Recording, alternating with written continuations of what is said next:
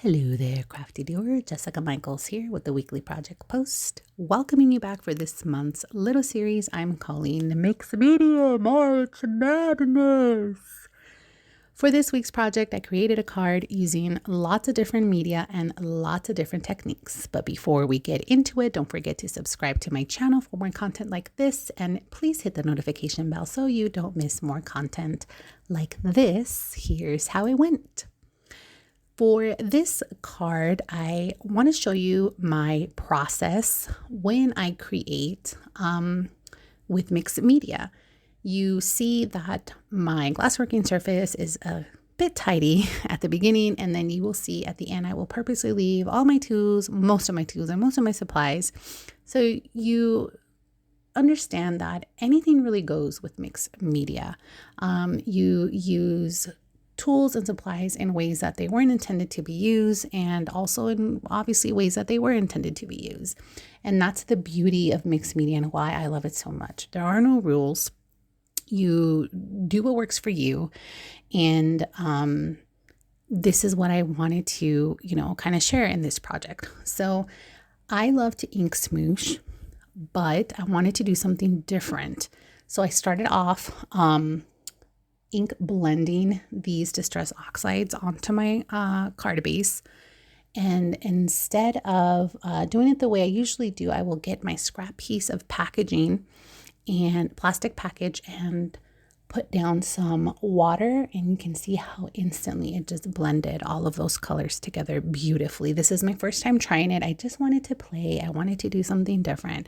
So my second attempt, I do it differently, and I flipped the card over and lifted, and that worked beautifully. So I was able to kind of move the ink around, have a little bit more control over it, and I would definitely recommend it. Let me know. So most importantly for mixed media, or at least this type of background and project that I'm creating, it is very important to dry in between your layers, because you are going to want to create many layers. This is how you get depth. This is how you get interest. This is how you get these gorgeous mixed media backgrounds. So after heat air drying the first layer, I start with my splatters. There is technique behind this, although it may not seem like it, but what I try to do is splatter the same color on top of the colors that have been ink blended already onto the background. And if some of the splatters get, mixed up or here and there, it's okay. It's a part of the beauty of mixed media. So I want to do a little ink smooshing the way I usually do it. So I just pick up some ink on my scrap piece of plastic packaging, and I begin to smoosh it down on my cardstock. I love this technique because you can see where your ink is going to go. So I feel like you get a little bit more control of it. So this is why I really like this technique. And I also did my best to try to use up as much as the product that I had on my glassworking surface. So I continue to ink smoosh and I continue to splatter. And this is what we are getting so far. We are not stopping there. For another technique I am going to use on this card is stamping. And what I like to do is the same concept that I used with splattering, which is you use the same color stamp on top of the color that's already on your project. This makes me feel like you start building up your layers, but you also start building up clusters, and these beautiful stamps look like they're kind of coming out of the ink blending and the ink smooshing that you've created. And it's just it's just building up the layers and building up your clusters. So for the next technique, I'm going to use the stencil, and I'm going to use black soot because black is going to be the pop of color on this card.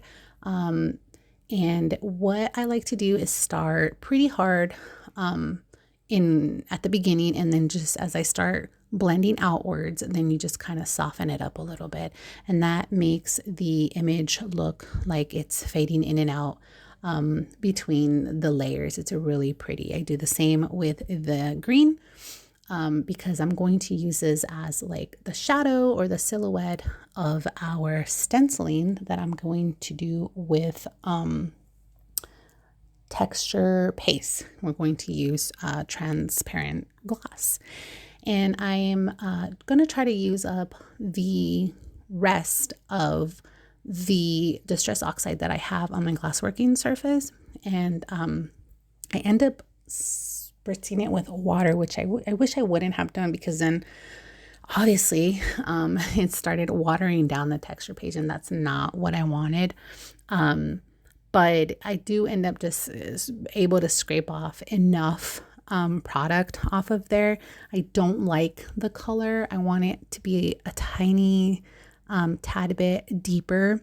So I grab a little bit of Distress Spray Stain in Peeled Paint, spray a tiny bit on there. And although it did darken up the paste a little bit, I didn't quite like the shade of color. So I grab Distress Oxide in the Mood Lawn that I had up here and just mix it right in there. And now you start to see my desk filling up with these awesome products. Yeah, so I go ahead and grab that texture gloss and add it right on top of those cloth textured stenciling. So another technique is overheating your paste, and this goes also for like stencil butters or heat embossing powder, as well as gives it a really cool texture. And here I'm just obsessing over this stamp that kind of just got lost. So I went ahead and went back and added just a few here and there. Black is going to be my accent color on this card. So I use my Sharpie to add just a little doodle border around it. You'll see how this all comes together. So I distress the card using my X-Acto knife. You can use scissors or a distresser tool. I don't have those because I have quite a bit of other stuff that can get it done. And then I'm going to add some splatter using a tiny bit of black stencil butter, and I'm going to dilute it with a little bit of water and splatter, keep it contained to those clusters that I've created, and I'm really happy. So this was a last minute thing. This is a scrap that this is the negative of the palm leaves that I cut out with my die cut machine. And I end up using this as a stencil. I always forget what it's called. The embossing dabber. And I just started dabbing it down, and I never intended to use this, but it was just staring at me on my face, and I thought, why not? So I try it, and I only do one palm leaf because I have no idea how it's going to turn out, but I end up really liking it, and I wasn't sure the stencil was going to hold, but as you see, it did. And I don't mind that it looks a little, Distress is not as clean because it's just a part of my grungy look. So I end up doing a couple more of these palm leaves, and I love them. They're the perfect background to the embellishments that I end up using for this card. So after heat setting that and cleaning my desk off just a tiny bit, because we don't want to spill that embossing powder, I use a little bit of white thread for yet another element of texture. And so the key to this is just to kind of spin and then twist a little bit. And so that's how I use this. And I like it. I do adhere it just a tiny bit so that I'm able to still pull from it. And you can see it behind these beautiful palm leaves that I drew and cut with my Cricut machine. And so I adhere them in between and behind and in front of the white thread. So it looks like, they're all just kind of mixed in with one. The one thing that I do end up doing that I really liked was I just used my long nails to curve some of the edges and the ends of the palm leaves. And I think it gave it a really cool little factor.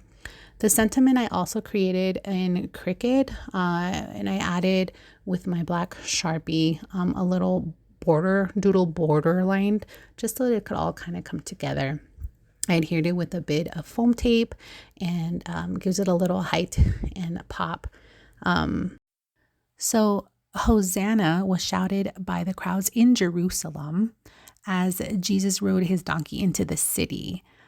By showing him respect and honor, they laid down palm leaves so that the donkey and Jesus could ride in and not walk on the dirt. Hosanna in English literally means I beg you to save, or please deliver us. And so the people were acknowledging Jesus Christ as a Savior and Messiah. I created this card in honor of the Easter celebration coming up in a couple of weeks.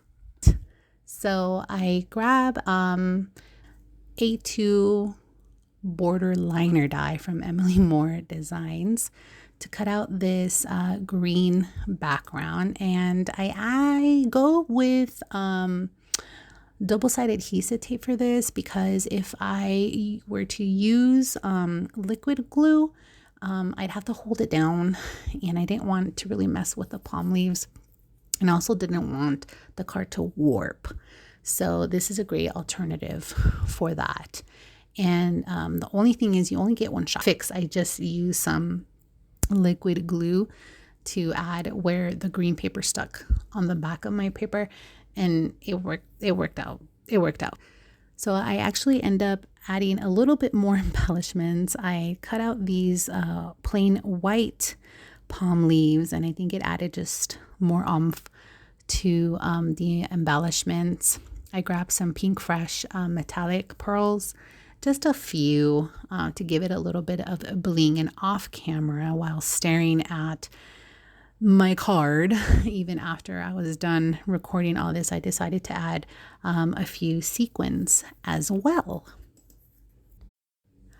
And I want you to take a look at my glass working surface now. See what I mean? Anything goes. Don't be afraid. Get into it. Experiment. Be playful. But yeah, thanks so much for watching. I hope you were inspired.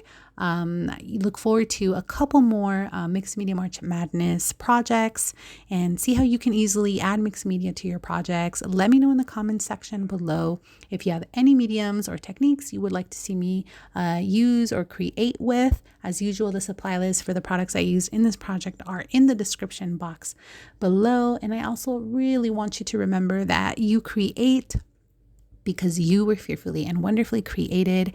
And don't forget that you belong, even if paper crafting isn't your thing.